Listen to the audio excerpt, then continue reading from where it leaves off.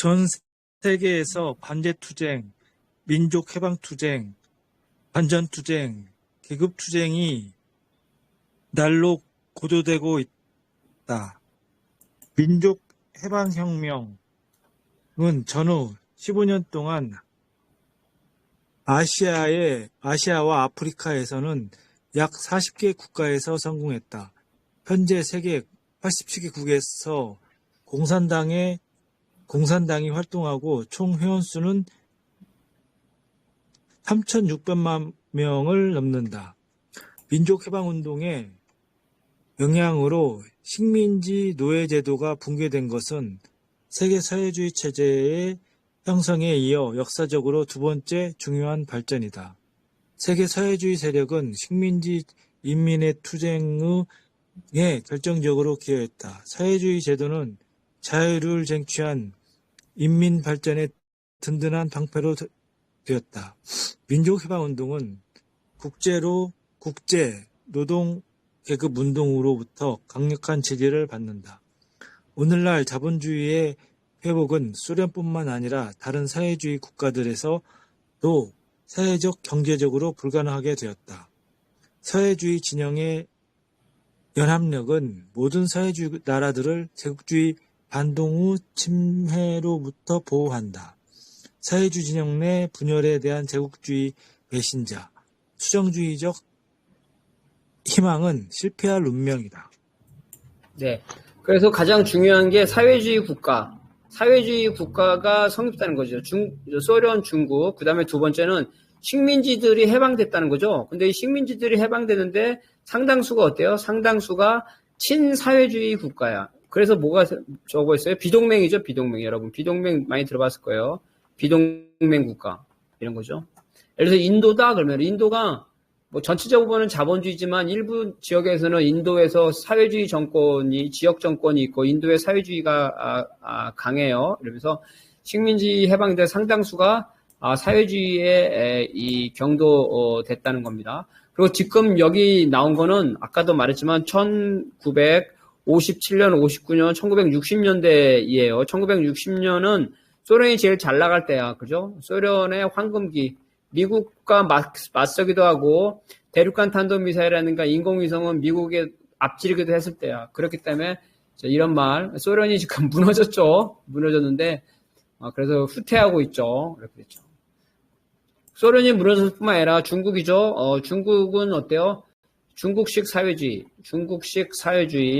시장 사회주의를 받아들였죠. 이렇게 사회주의 이게 현재 1960년대의 기준이라는 거예요. 어쨌든 간에 사회주의 국가가 확대되고 식민지들이 해방되면서 친사회주의 국가들이 많이 생겨났다는 거죠. 그래서 이것들은 매우 중요한 거라는 겁니다. 쭉쭉 한번 우리가 읽어보겠어요.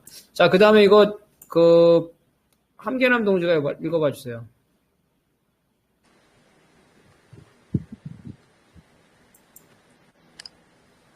(1957년) 선언문은 노동계급과 그 전위인 마르크스 레닌주의당이 평화적 수단으로 사회주의 혁명을 달성하고자 한다고 지적하고 있다.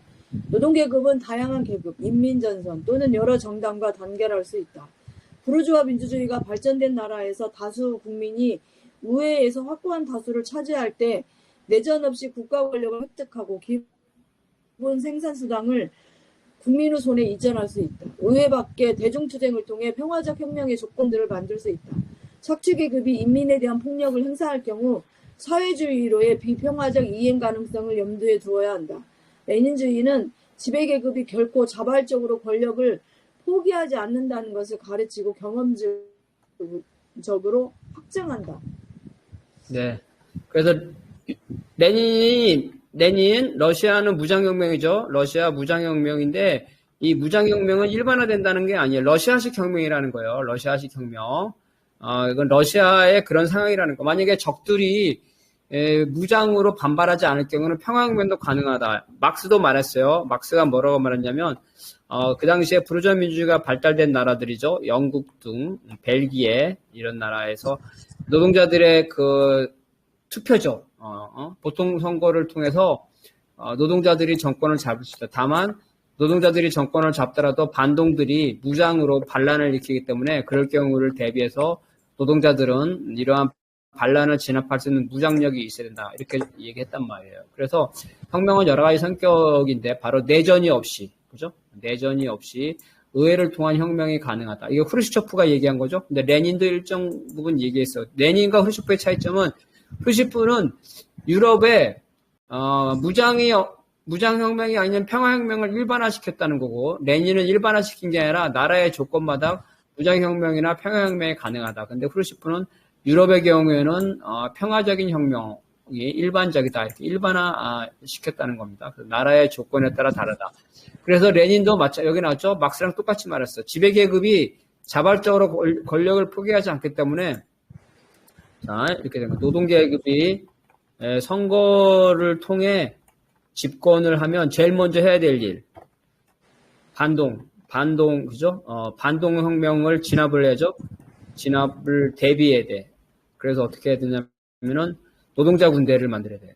그죠? 노동자 군대. 노동자 군대. 그리고 어때요? 관료죠? 자본주의 관료를 철폐해야 돼. 막스가 파리 꼬움에서 얘기한 말이에요. 그래서 그러지 않으면은 군대 무력 기구를 하지 않으면 칠레처럼 반동들이 반혁명을 일으켰을 때 칠레처럼 당할 수 있어.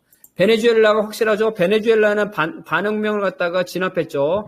베네수엘라 친미파들이 차베스를 억류를 해서 반혁명을 했는데 차베스를 따르는 베네수엘라 혁명 세력들이 이 반혁명을 진압을 했어요. 바로 이런 것들이 필요하다. 자, 그 다음에 우리 이거 다시 오준우 동지인 것 같은데 오준우 동지가 한번 읽어봐 주실래요? 사회주의가 지구상에서 완전한 승리를 거두기도 전에 자본주의가 세계 일부 지역에 여전히 존재하기 전에도 사회생활에서 세계대전을 배제할 수 있는 실제 가능성이 나타날 것이다. 제국주의자들이 시작한 두 차례의 세계대전이 모두 사회주의 혁명으로 끝났다고 해서 사회의 혁명으로 가는 길은 반드시 세계대전을 거쳐야 한다는 뜻은 아니다. 특히 강력한 사회주의 세계체제가 존재하는 지금은 더더욱 그러하다.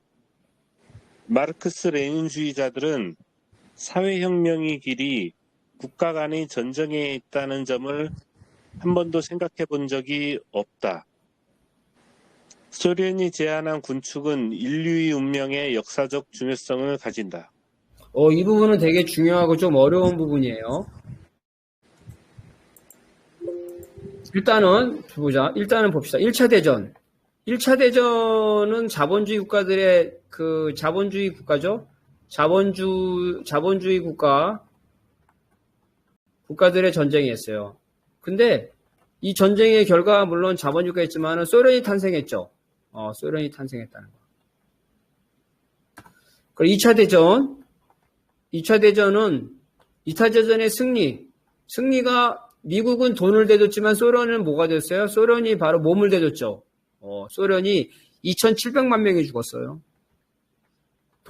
독일이죠, 독일을 패퇴시키는데 소련의 역할이 결정적이었어요. 그래서 2차 대전은 바로 이 사회주의 소련이 전쟁 종결에 파시즘을 타도하는데 전쟁 종결에 큰 역할을 했죠. 그 다음에 또 뭐예요? 2차 대전 이후에는 어때요? 많은 사회주의 국가들이 생겼죠? 사회주의 국가들. 2차 대전 이후에 중국이잖아요. 대표적인 거. 베트남, 동유럽. 그죠? 그래서 바로 1, 2차 대전 전부 다가 사회주의 사회주의 진영의 승리로 끝났다는 거예요. 그래서 1차 대전, 2차 대전 전쟁에서 사회주의가 승리했다. 이게 중요해요. 그 다음에 하는 말이 그렇다고 해서 우리가 하고자 하는 사회주의 혁명이 반드시 세계 대전을 한다는 건 아니라는 거예요. 사회주의가 양차 대전을 통해서 성장했지만 그렇다고 해서 전 세계를 사회주의하기 위해서 제3차 세계대전을 일으켜야 한다는 뜻은 아니에요. 아까 말했죠? 사회주의는 세계대전 싫어한다고요.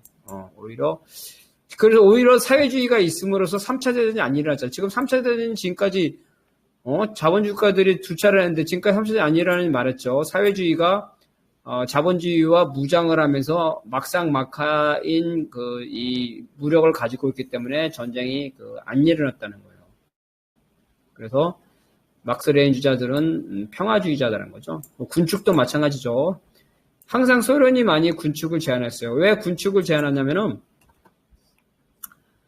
무기 생산은 자본주의 국가에선 경제 성장에 들어가요. 그죠? 무기 팔아먹는 거 경제 성장에 들어갔잖아요. 자본주의 국가에서는.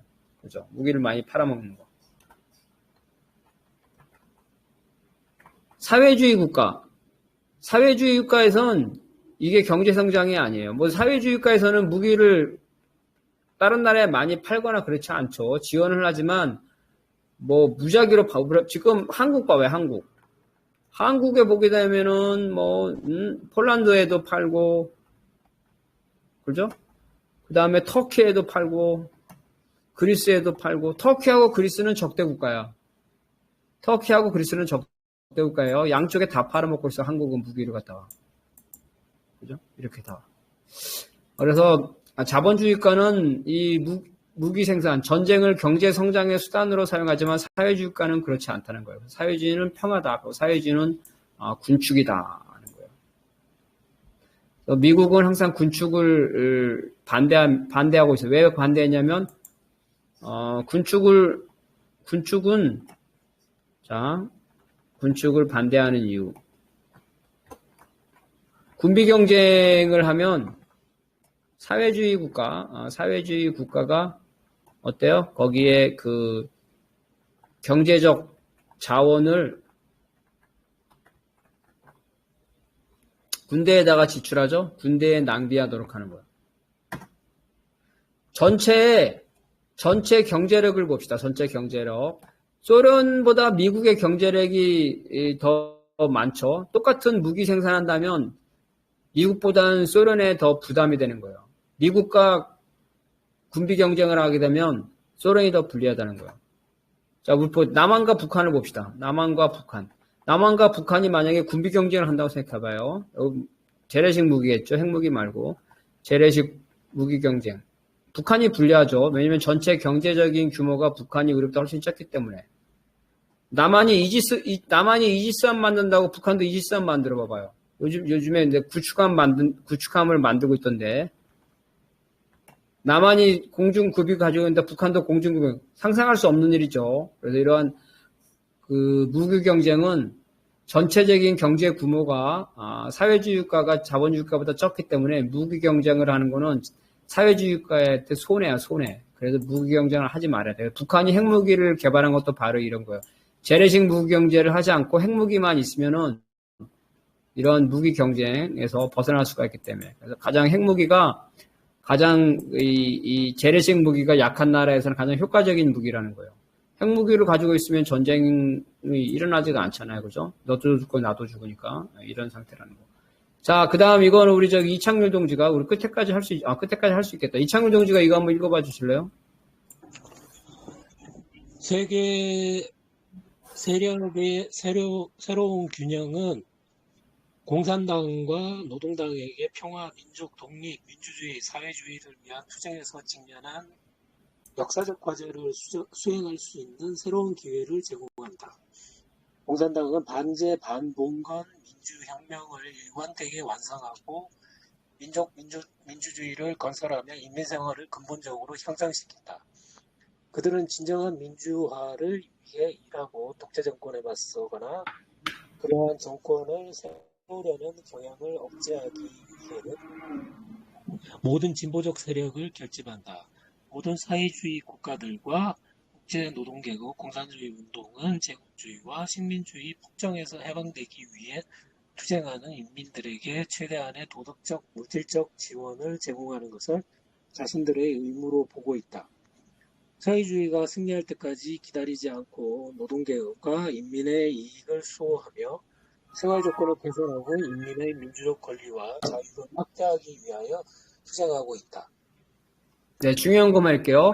진보적 세력, 이거는 통일전선, 공동전선을 얘기하는 거예요. 계급연합을 얘기하는 거예요. 나라의 조건에 따라서 계급연합을 할 필요가 있다는 거고, 그 다음에 아까도 말했지만, 사회주의는 인민들의 생활을 개선시키는 거를 되게 중요시해요. 그래서 사회주의 국가뿐만 아니라 자본주의 국가에서도 사회주의 세력은 노동자, 농민, 민중들이 자기 생활을 개선시키려는 이해관계 투쟁이죠. 그죠? 노동조합의 이해관계 투쟁. 그걸 폄하하지 않아요. 문제는 노동조합이 이해관계 투쟁만 했기 때문에 문제가 되는 거지, 노동조합이 이해관계 투쟁을 하지 말라는 거 아니야. 노동조합은 당연히 이해관계 투쟁을 했는데 거기에 플러스 정치 투쟁을 하라는 거예요. 정치 투쟁을 안 하고 이해관계 투쟁만 하기 때문에 그러는 거예요. 그래서 인민들의 생활 조건을 개선하기 위한 투쟁에 사회주의 세력은 절대로 반대하지 않습니다. 자, 그 다음에 이거는 마지막이네요. 우리 박건영 동지 읽어봅시다.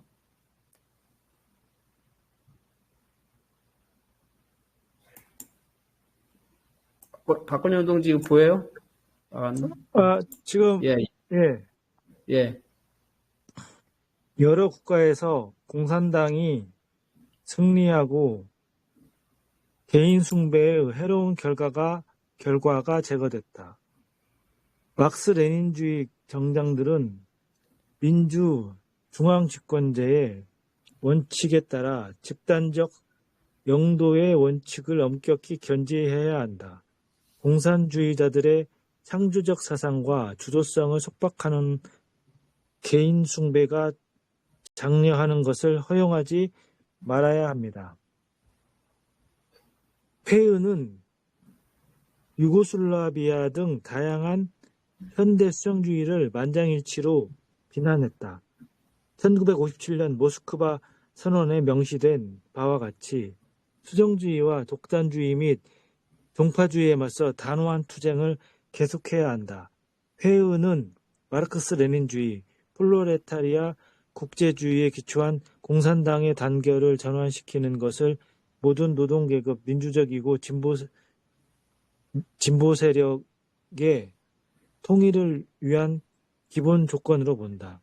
또한 이러한 진전된 단결을 전 인류의 행복한 미래를 위하여 평화 위협과 사회주의 위협의 승리를 위하여 세계 공산주의 운동과 노동계급 운동이 벌이는 위대한 투쟁에서 새로운 승리를 보장하는 것으로 본다. 지금 여기서 이제 국제정세를 다시 보는데 몇 번 모르겠지만 1956년 후르시초프가 스탈린 비판했다는 거죠. 스탈린의 1인 통치를 비판한 거 아니야. 1인 통치 비판.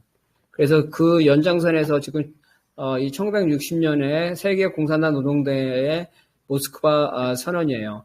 그래서 이 개인 숭배, 스탈린이죠. 스탈린이 개인 통치, 개인 숭배 이거를 문제 제기를 한 거예요.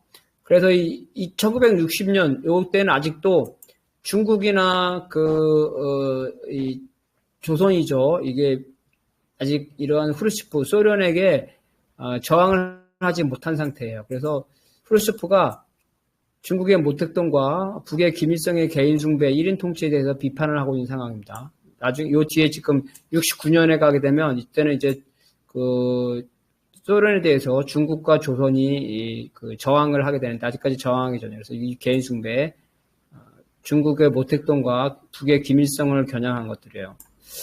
그래서 이런 개인 숭배가 민주주의 중앙 집권 원칙에 원하지 않, 집단주의에 원하지 않는다는 거죠. 그래서 이 공산당이나 공산당 국가는 중앙 집권을 하는데 이 중앙 집권은 개인이 아니라 보통 말하면 이제 저렇게 되죠. 당대회 있죠. 중앙위원회 있죠. 그죠? 정치국 있죠. 그 다음에 상무국 있죠. 이런 식으로 기구를 통해서 중앙 집권하는 거지. 근데 소련은 어떻게 했냐면 이 상무국인데 그 다음에 뭐라 그랬어? 이 제1비서. 이 제1비서가 이러한 당대회나 중앙위회를 소집하지 않고 자기가 당이나 중앙위회 이름으로 자의적인 통치를 했죠. 스탈린이 그렇게 했고, 모택동도 그렇게 했고, 김일성도 그랬어요. 김일성 시대에 당대회 안 열었습니다. 잘 안 열었어요. 거의 안 열었어요. 이런 거에 대해서 비판을 하고 있는 거예요. 그래서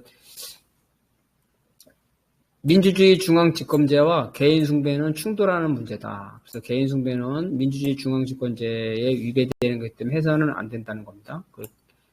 개인 숭배에 대해서 계속 강조하죠. 또 한편으로는 유고예요. 유고는 시장사회주의예요. 유고가 중국보다 먼저 시장사회주의를 받아들였어요. 그래서 그거에 대해서 비판하는 거예요. 시장사회주의에 대해서. 근데 유고가 실험한 시장사회주의, 이거는 현재 오늘날 중국이 하고 있죠. 그래서 시장사회주의는 중국만 한 것이 아니다 하는 거죠. 그래서 이러한 수정주의는 유고에 대한 거, 독단주의는 개인 숭배에 가는 것들, 이런 것들을 얘기하는 거고. 그리고 이제 진보적 민주주의, 민주농당 되는데 바로 이게 진보적 계급연합이에요. 진보적 민주주의라는 이런 것들이 계급연합 통일전선인데, 우리 한국에서만 나타나는 게 아니라 전 세계적으로 사회주의 공산주의자들이 계급연합, 필요에 따라서 계급연합을 할 수 있다고 주장한 거예요. 그래서 이러한 것들 계급연합을 얘기하고 있는. 계급연합을 할 때는 항상 노동자 중심성, 그렇죠? 노동자가 그 계급연합의 중심에 있어야 된다는 것들을 얘기를 하고 있는 겁니다. 그래서 1960년 끝났고 우리가 다음 시간에 1969년, 이 1969년 어떤 정세냐면은 중소분쟁, 중국과 소련이 전쟁을 하는, 그죠? 중소분쟁. 중국과 소련이 전쟁을 해서 이 소련에 도전하는 거예요. 이런 국제정세가 이런 거기 때문에 내용을 이제 그 국제정세에 맞춰서 우리가 봐야 되는 거고. 그래서 일단은 오늘 여기까지 하고 우리 저거 얘기해야 될 것 같아요. 그죠? 공부하는 거. 지난번에 양귀사 함께남 동지는 그 국제정세를 하자고 그랬고, 박건영 동지는 페미니스트도 괜찮지 않냐 이렇게 말했는데, 우리 오진우 동지하고 이창률 동지 어때요? 의견은 이제 오늘 주세요. 지금으로서는 함계남 동지가 양기수 동지가 두 사람이 하자고 그러는데, 국정사 하자는데, 오진우 동지와 이창률 동지 의견 주세요. 아무거나 괜찮습니다. 그래서 페미니즘이 좀 해보는 게 좋을 것 같아요. 페미니즘? 네. 그 다음에 이창률 동지는요? 저는 국제적. 국제정세요? 네. 그럼 3대 3인가요? 막상막하네. 그거 내가 정하기보다는 우리 반장의 역할을 하는 함계남 동지가 어떻게 빨리 정리 좀 해줘봐요. 어떻게 오늘 정해야 돼. 그래야지 문안을 만들어가지고 9월 중하순에 시작하지. 함계남 동지. 국제정세를 하고 그 다음에 페미를 하면 어떨까 싶습니다. 그래, 우리 반장 말을 들읍시다. 그러면은 국제정세를 하고 그 페미를 할 거고요. 국제정세는 제가 다시 올려줄게. 원래 2권인데 한 권으로 묶어서 제가 개정판을 낼 생각인데 한 권으로 묶은 거를 방에 올려줄게요. 그러면 국제정세를 하고 그 책 하기 전에 지금 우리가 하고 있는 게 제국주의인데 국제정세와 관련돼 있죠. 그래서 빠른 속도로 그러니까 국제정세는 이론적인 게 아니고 우리 지금 하는 거는 이론적인 거예요. 그래서 지금 하는 이론적인 게 국제정세에 관련되기 때문에 뒷부분이 좀 남아있어요. 종속이론 같은 거 남아있단 말이에요. 그래서 그런 것들을 좀 해야 되니까 그걸 좀 하고 국제정세하고 그 다음에 광고는 제가 함계남 동지한테 줄 테니까 혹시 주변에 뭐 하겠다는 사람 있으면 얘기해 주시면 되고 한 2주 정도 이렇게 있다가 국제정세를 9월 중하순에 하는 걸로 하겠습니다. 일단 오늘 여기까지 하고 지금 다 자기 집에 있으니까 짧게 1분 이내로 오늘 한 것 중에서 의견이나 질문, 지금 우리가 한 거 좀 속도가 빠른데, 왜냐면 지금까지 한 것들을 이론적으로 정리하는 거기 때문에 속도가 빠른 거예요. 자, 질문이나 의견 주세요.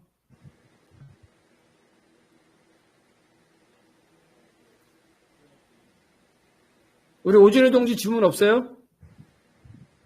이 당시에 그러면은, 코민테른 말고, 인터내셔널은 3인당 인터내셔널은 뭐 하고 있었나요? 우리는 이제 사회주의 정통을 하는 거잖아요. 3인주의 인터내셔널은 가장 중요한 게 있어요. 1953년에 프랑크푸르트 선언을 해요. 프랑크푸르트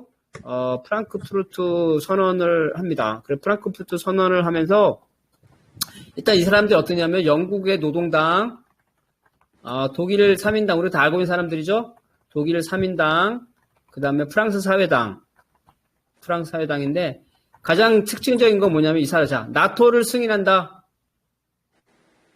나토를 인정했어요. 처음에 나토를 거부하는 투쟁을 해서 결국 나토를 다 인정해. 즉, 미국의 유럽 지배를 인정한다는 거예요. 그 다음에 유럽연합 인정. 유럽연합은 뭐야? 미국이 유럽을 경제적으로 통합시킨 거잖아요. 그 마샬 플랜을 통해서. 그래서 미국의 유럽에 대한 정치 군사적 지배를 인정해. 미국 제국주의 인정하는 거죠. 이게 이제 3인주의자들이고, 그래서 이 프랑크푸르트 선언을 하면서 이 사람들이 하고, 그래서 또 하나의 특징은 뭐라고 말하냐면은 민주주의 없는 사회주의 없다. 사회주의 없는 민주주의, 사회주의와 민주주의를 등치시켜요. 그러면서 소련이나 중국을 전체주의 국가, 그죠? 전체주의 국가로 규정을 합니다. 근데 우리는 이거는 안 할 거예요. 왜냐면 이거는 3인주의 경향이기 때문에 이거는 우리가 하지 않을 겁니다. 일단 여기까지 간단하게 됐고, 뭐 나중에 추가로 더 하면 될 것 같고, 이건 다른 혹시 박건영 동지, 저 오진우 동지한테 좀 물어보고 싶은데 네. 거기 신공항, 이공항 문제 네. 지금 뭐 어떻게 잘 지금 막아지고 있는지. 왜냐면은 저 전라도 군산에도 지금 해군기지 그렇죠, 이야기가 나와, 미군기지가 이야기가 나와서 지금 아주 네. 막 그쪽에서는 막 그 문제 때문에 되게 네. 심각하죠. 그래요. 자, 취지는 알았으니까 우리 오진희 동지가 간략하게 저 현황 얘기해 주세요. 자세한 진행 상황은 모르는데, 네. 전략환경평가는 끝났죠. 그게 이제, 그래서 전략환경평가가 아니라 무슨 환경평가가 남았는데, 네. 그거는 할 거냐 안 할 거냐를 정하는 거는 아니라고 그럽니다. 그러니까 지금까지는 할 거로 되고 있는 것이죠. 네. 그리고 정당이나 도지사나 이런 측면에서는 이제 도지사가 할 것 같아요. 민주당도 할 것 같고, 그리고 뭐 그렇기 때문에 이제 도지사가 민주당이거든요. 네. 그래서 이제 이런 제도적으로는 이게 하게 있는 거예요. 그리고 네. 그렇습니다. 네, 그래요. 자, 그러면은 혹시 한 분 더 이창울 동지나 누구 한 분 더 함경남 동지나 뭐 얘기할 거 있으면 1분 이내에 얘기해 주세요. 양주 동지. 예. 아까 그 마지막 예. 부분에서 그게 1960년대 나왔다고 한 내용인 거잖아요. 예. 개인 숭배와 관련한 거고, 그다음에 예. 시장 경제에 도입한 문제와 이런 것들이었던 것 같은데, 예. 그 부분과 관련해서 조금 문제의식이 있는 것이 뭐가냐면, 예. 후르시초프 이후에 소련이 급속하게 변절되고 무너져 가는 상황이 일어났잖아요. 예. 그런 개인 숭배 이런 부분들을 엄청 얘기를 했음에도 불구하고 지금 중국이라든지 이후에 북한이라든지 지금까지도 어쨌든 도태되지 않고 나가고 있고 그런 상황인데, 그럼 그게 정말 맞는 건가 이게? 그래서 그 당시 아까 후르시초프가 잡았던 그 시절을 합리화시키는 건 아닌가, 한편으로는 좀 그런 느낌이 좀 들어서 어떤 게 정말 지금 시대에 봤을 때로 보면 어떤 건지 좀 궁금했습니다. 네, 아주 시장경제도 국고에서 도입했는데 이거 관련해 가지고도 그때 당시 시장경제 어떻게 도입했는지 모르겠지만 그와 관련해서 굉장히 비난을 받은 그런 상황인데 지금 중국이 시장 경제를 도입해서 세계적으로 이 정도의 경제 성장을 가지고 있고 미국이 엄청나게 지금 견제하고 있는 이런 상황 속에서 이거 어떻게 받아들여야 되는 건가 이게 한편으로 또 그런 생각을 좀 해봤습니다. 자, 시장 경제는 별로 어려운 문제 아닌 것 같아요. 우리가 다 예. 할 수, 시장 경제는 뭐 굳이 답변 안 해도 각자 판단하면 될 것 같고, 아까 1인 지배 그거는 좀 복잡한 문제니까. 그래서 일단 중국은 모택동이 1인 통치를 했잖아요. 근데 등소평이 이 1인 통치를 금지시켰어요. 그래서 등소평은 집단주의를 관철시켰고 어느 누구도 당 위에 있으면 안 된다고 1인 통치를 강력하게 해서 정년제와 연임금지 이런 걸 통해서 1인 통치의 싹을 잘라버렸는데 지금 시진핑이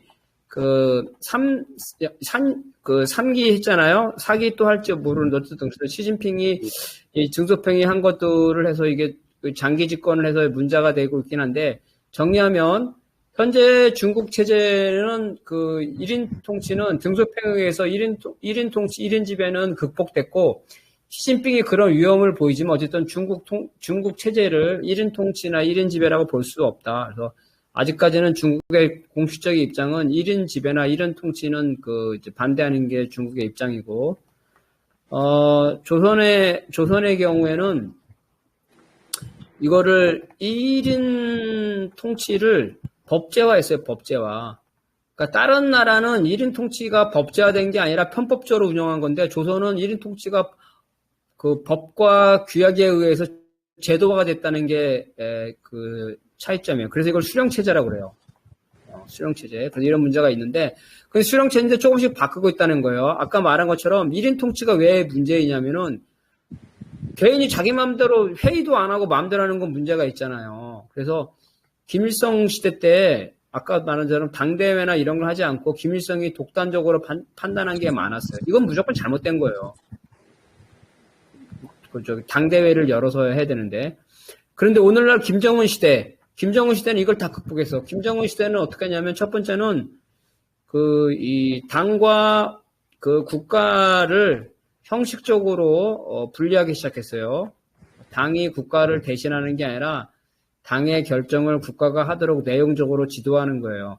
그 다음에 지금 여러분들 아시다시피 당대회 5년에 한 번씩 하고 있죠. 김정은 시대 때 당대회 5년에 할 뿐만 아니라 중앙위원회도 정상적으로 하고 있어. 그래서 수령체제이긴 하지만 비민주적인 부분, 그죠? 개인이 독단적으로 하는 부분, 이런 부분을 많이 극복하고 있어요. 김정은 시대에는. 일단 이렇게까지만 답변을 할게요. 네. 예. 자, 그러면은 오늘 여기까지 하고 우리 다음 주에 봅시다. 네. 문 닫습니다. 예. 수고하셨습니다. 수고하셨습니다. 예. 예.